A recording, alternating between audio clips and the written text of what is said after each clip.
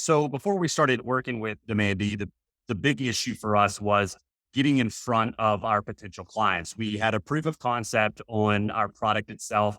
We knew it was delivering in the marketplace. And to that point, we really started needing to focus on getting in front of more of our potential clients, which you guys have really helped us do.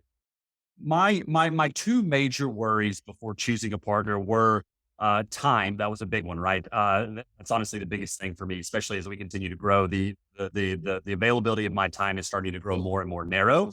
But more importantly, I was worried that we were going to run out of content topics, right? We have a very small space that we work within. We're a very niche market. And ultimately, I was worried that, hey, are you guys going to understand the business? Are y'all going to understand what we do, how we do it, what makes us better than everybody else?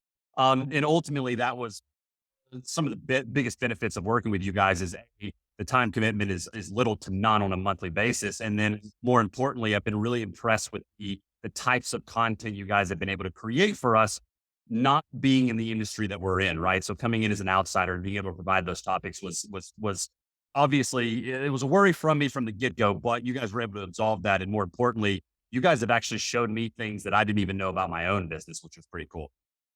Getting on LinkedIn, getting on these platforms, like a huge pinch point for me. I hate social media. I'm never on social media. I never post on LinkedIn. And so, for me, that was one of the most surprising things is how quickly you guys could step in, get me onboarded, get the first amount of content created, and then how effectively and efficiently you guys can post that to my actual platform.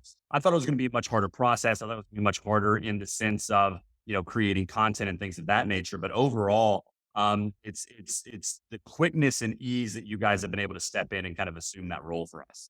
What I would say is you shouldn't do it if you're hoping to just generate tons of leads and sales and you just, so flush with inbound leads that you don't know what to do with them. That to me is doing it for the wrong reason.